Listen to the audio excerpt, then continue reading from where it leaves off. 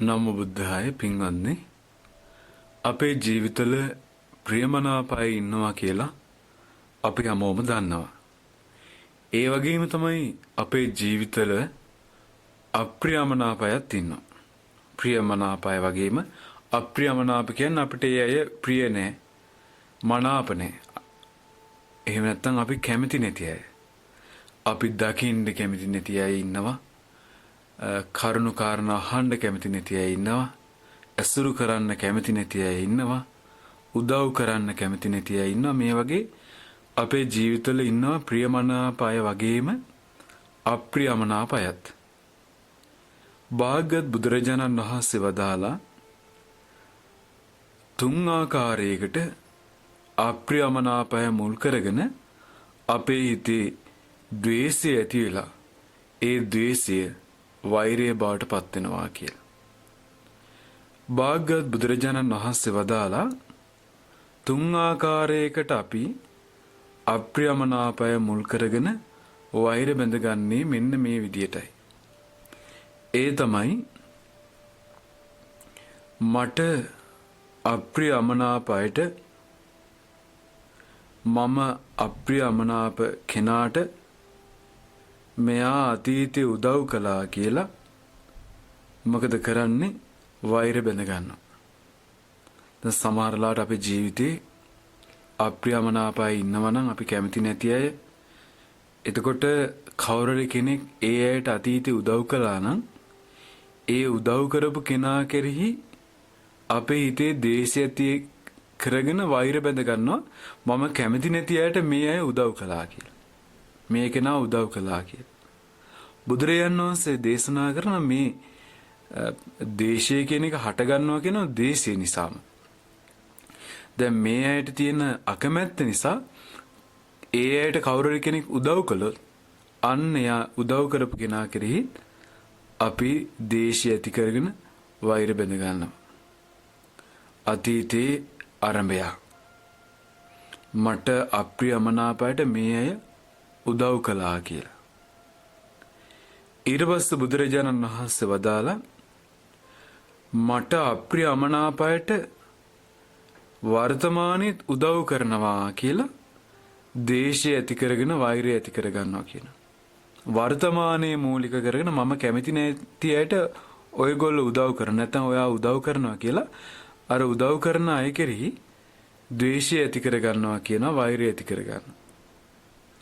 ඒ වගේම අනාගතයේදී මගේ අප්‍රියමනාප කෙනාට උදව් කරන්නේ කියලා උදව් කරાવી කියලා වෛරය බැඳ ගන්නවා. වෛර බැඳ ගන්නවා. අනාගතයේදී මම මේ කැමති නැති අයට මේ අය උදව් කරાવી නැත්නම් මෙයා උදව් කරાવી කියලා වෛරය ඇති කරගන්න. දැන් මේක මූලික වෙන්නේ අප්‍රියමනාපය මුල් කරගෙන. බුදුරජාණන් වහන්සේ වදාලා ද්වේෂය නිසා ද්වේෂය හටගන්න විදියක් මේ. එතකොට දැන් අපි ගත්තොත් එහෙම බුදුරජාණන් වහන්සේ වැඩ හිටපු කාලේ මාගන්ධියා හරියට වෛර බැඳගත්තා බුදුරජාණන් වහන්සේට ඉස්සරවම. ඒතර බුදුරජාණන් වහන්සේට ද්වේෂය නිසා තරහ නිසා තිබ්බ බුදුරජාණන් වහන්සේගෙන් බණ අහන අය කෙරෙහි වෛර බැඳගත්තා. ඒ තමයි සාමාවතී භික්ෂුව ඇතුළු පිරිස බුදුරජාණන් වහන්සේගේ ධර්මයට හරි කැමතියි. බුදුරජාණන් වහන්සේ කෙරෙහි ගෞරවයක් තිබ්බා. බුදුරජාණන් වහන්සේගෙන් ධර්ම දේශනා අහනවා. ඒ ධර්මයේ පුරුදු කරනවා. ඊට පස්සේ මාගන්ධිය මොකද කරේ? බුදුරජාණන් වහන්සේට තියෙන වෛරය නිසා බුදුරජාණන් වහන්සේට පැහැදිලා ඉන්න අයට බුදුරජාණන් වහන්සේගේ බණ අහන අයටත් වෛර බැඳගත්තා. ඒක තමයි මේ කියන්නේ. කියන්නේ Tamanට අප්‍රියමනාප කෙනෙක් ඉන්නවනම් ඒ අප්‍රියමනාප කෙනාට උදව් කළොත් ඒ අය කෙරෙහිත් වෛරය ඇති කරගන්නවා. දැන් ඒක තුන් ආකාරයි. අතීතේ මෙයා මට අප්‍රියමනාප කෙනාට උදව් කළා කියලා වෛරය ඇති කරගන්නවා. වර්තමානයේ මට අප්‍රියමනාප කෙනාට මෙයා උදව් කරනවා කියලා වෛරය ඇති කරගන්නවා. අනාගතේ මට අප්‍රියමනාප කෙනාට මෙයා උදව් කරાવી කියලා වෛර බැඳ ගන්නවා. එහෙම ගොඩාක් අයට වුණා වෙනවා. අප්‍රියමනාපය මුල් කරගෙන මේ වෛරය උපදව ගන්නවා. ඒ කියන්නේ තමන් කවුරු කෙනෙක්ට අප්‍රියමනාප නම් ඒ අයට කවුරු උදව් කරනකොට ඒ උදව් කරන අය කෙරෙහි තමන් වෛර බැඳ ගන්නවා. ඉතින් මේක අපිට හරියට දකින්න ලැබෙනවා මේ ස්වභාවය. එතන මේ හිතක හටගන්න ද්වේෂය වෛරය බවට පත්වෙන තව ආකාරයක් තමයි බුදුරජාණන් වහන්සේ මේ අපිට දේශනා කරන්නේ. එතකොට මේකෙමුත් අපේ හිත පිහිටන තැන. එතකොට මේකෙන් අපේ හිත ගලව ගන්න උත්සාහ ගන්න ඕන. ඉතින් ඒ නිසා මේ අප්‍රියමනාපය මුල් කරගෙන අපේ හිතේ ද්වේෂය නැත්තම් වෛරය උපදින විදිය තමයි භාග්‍යතුන් වහන්සේ දේශනා කළේ. ඉතින් මේකෙන් ගැලවෙන්න මේ හිත පිහිටන්න නැතුව කුසලයක හිත පිහිටන්න නම් එයා මෙහෙම කල්පනා කරන්න ඕන. ඒ තමයි භාග්‍යතුන් වහන්සේ දේශනා කරනවා මට අප්‍රියමනාප කෙනාට අතීත මෙයා උදව් කළා. ඒ වුණාට එය නොවේවා කියලා කෙසේනම් ලබන්නද කියලා වෛරය දුරු කරගන්න කියලා. ඒ කියන්නේ අපිට ඒක නවත්තන්න බෑ දැන්. අපිට අප්‍රියමනාප කෙනෙක්ට තව කෙනෙක් උදව් කරනවා කියන එක අපිට වළක්වන්න බෑ. අපිට ඒකට උත්තරයක් නැහැ, විසඳුමක් නැහැ. ඉතින් ඒක මෙසේ නොවේවා, එහෙමනම් වෙන්න එපා කියලා අපිට ප්‍රාර්ථනා කරලා හෝ ඉල්ලලා හෝ ලබන්න බෑ. ඒක අනිවාර්යෙන් සිද්ධ වෙනවා. ඉතින් එතකොට තමන් එහෙම ඒක ලබන්න බෑ, ඒකට වෙන උත්තරයක් නැහැ කියලා ඒ හටගන්න ද්වේෂය දුරු කරගන්න කියලා. කොහොමනම් එහෙම එපා කියලා ලබන්න. දැන් සමහර වෙලාවට අපි කැමති නැති පුද්ගලයන්ට සමහර අය උදව් කරනවා. ඒතර උදව් කරනකොට ඒ උදව් කරන අය කෙරෙහිත් අපේ හිතේ ද්වේෂයේ වෛරය උපදිනවා. එතකොට හැබැයි අපි එහෙම අපිට ආරංචි වුණත් අපිට අප්‍රියමනාපයට මේ උදව් කළා කියලා එතකොට අපිට කවදාවත් මේ එහෙම වෙන්න එපා කියලා ඒක නවත්තන්න බෑ. ඒ උදව් කරනවා. එතකොට අපේ හිතේ මේ ද්වේෂය අපි දුරු කරගන්න ඕනේ. මේ හිතක අඩුපාඩු. ඊට පස්සේ බුදුරජාණන් වහන්සේ වදාලා මට අප්‍රියමනාපයට දැනුත් මේ උදව් කරනවා කියලා වෛරයට උපදිනවනේ. යා කල්පනා කරන්න කියනවා මට අප්‍රියමනාපයට මේ වර්තමානෙත් උදව් කරනවා. එය එසේ නොවේවා කියලා. ඒ වුණාට එසේ නොවේවා කියලා මං කොහොම ලබන්නද? මං ඕක කොහොම නවත්තන්නද? දැන් සමහර වෙලාවට අපිට අප්‍රියමනාප කෙනාට තව කෙනෙක් උදව් කරනවා කියලා අපි කැමති නෑ කියලා ඒ අය දන්නවනම් හොරෙන් උදව් කරනවා. අපිට කියන්නේ නැතුව හරි උදව් කරන්න පුළුවන්. අපිට දැනෙන්නේ නැති වෙන්න උදව් කරන්න පුළුවන්.